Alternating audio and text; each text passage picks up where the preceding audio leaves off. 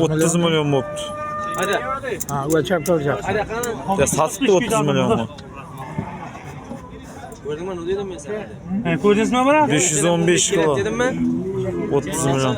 Zo'rabdi. Qanchadan bo'ladi? Hadi qachaqa. 60 dan arzon bo'ladi, bu 59 milyon, 58. Necha so'm bo'ldi aka? Necha bo'ldi? 18,5. 18,5 milyon. 304 kilo. Bag'aton va ajoyib. 18,5 milyon. 304 kilo keldi. 406 407 ga palıncha so'm bo'ldi aka? 18 milyon.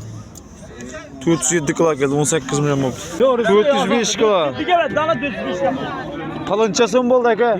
24 milyon 300. 24 milyon 335 kilo.